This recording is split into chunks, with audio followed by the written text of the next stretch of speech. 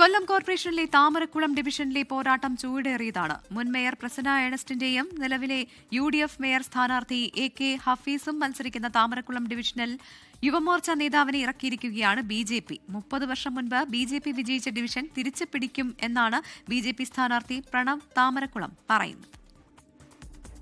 എത്രത്തോളം പ്രതീക്ഷയുണ്ട്? താമരക്കുളം പ്രത്യേകിച്ച് മുൻ മേയറുടെ ഡിവിഷൻ കൂടിയാണ്.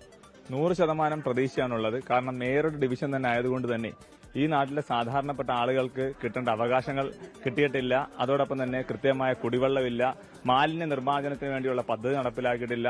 ഇവിടുത്തെ സാധാരണപ്പെട്ട ആളുകൾ ഇന്ന് ഇവിടെ തന്നെ സമ്പർക്കത്തിന് വേണ്ടി ഇറങ്ങാനുണ്ടായ കാരണം എന്ന് പറഞ്ഞാൽ ഇവിടുത്തെ സാധാരണപ്പെട്ട ആളുകൾക്ക് അവർക്ക് കിട്ടേണ്ട ക്ഷേമ പദ്ധതികളെല്ലാം തന്നെ മാറ്റി ചെലവഴിച്ചുകൊണ്ട് ഉള്ള പ്രവർത്തനമാണ് നടത്തുന്നത്. അതുകൊണ്ട് തന്നെ മേയറിന്റെ ഡിവിഷനാന്ന് പറഞ്ഞിട്ട് കാര്യമില്ല.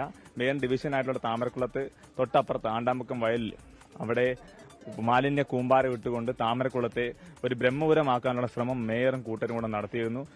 പ്രശ്നങ്ങൾ ഓരോന്ന് ചൂണ്ടിക്കാട്ടിയായിരിക്കും ഓരോ വീടുകളിലും വോട്ട് അഭ്യർത്ഥിക്കും. തീർച്ചയായിട്ടും ഓരോ അമ്മമാരെയും കുടുംബങ്ങളെയും ഈ കാര്യങ്ങൾ പറഞ്ഞു മനസ്സിലായിക്കൊണ്ടായിരിക്കും BJP വോട്ട് അഭ്യർത്ഥിക്കുന്നത്. വികസനം മാത്രമാണ് താമരക്കുളത്തെ വികസനം. അതുപോലെ തന്നെ ഓരോ അമ്മമാർക്കും ഓരോ കുടുംബത്തിനും ഒരു കൌൺസിലർ എന്ന രീതിയിലുള്ള പ്രവർത്തനമായിരിക്കും BJP മുന്നോട്ട് വെക്കുന്നത്. യുവമോർച്ചയുടെ ജില്ലാധ്യക്ഷൻ കൂടിയായിരുന്നു. എങ്ങനെയുണ്ട് സ്ഥാനാർത്ഥിത്വമൊക്കെ പ്രതീക്ഷിച്ചിരുന്നു? 100% പാർട്ടി തന്ന ഈ സ്ഥാനാർത്ഥിത്വത്തിന് തികഞ്ഞ ആത്മാർത്ഥതയോടെയുള്ള പ്രവർത്തനം നടക്കുന്നത്. പാർട്ടി ഏൽപ്പിച്ച ദൌത്യം മുൻപ് എനിക്ക് യുവമോർച്ച മണ്ഡലം പ്രസിഡന്റ് ആയിരുന്ന വേളയിൽ തന്നെ എനിക്ക് പള്ളിത്തോട്ടത്ത് സ്ഥാനാർത്ഥിത്വം നൽകിയിരുന്നു. അവിടെ പാർട്ടി നിയോഗിച്ചതിന് ശേഷമാണ് അവിടെ പ്രവർത്തനം ആരംഭിച്ചത്.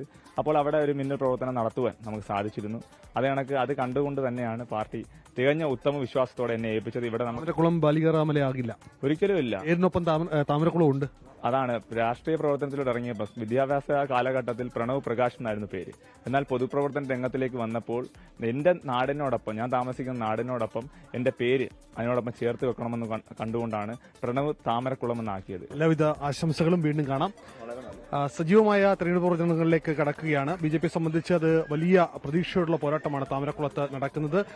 പ്രണവ് അടക്കമുള്ള BJPയുടെ സ്ഥാനാർത്ഥികൾ ആദ്യഘട്ട സ്ഥാനാർത്ഥി പട്ടിക പ്രഖ്യാപിച്ചതിന് പിന്നാലെ പ്രചരണത്തിലേക്ക് എത്തിയിരിക്കുകയാണ്. കൊല്ലത്ത് നിന്ന് അരുൺ രാജ്, 24.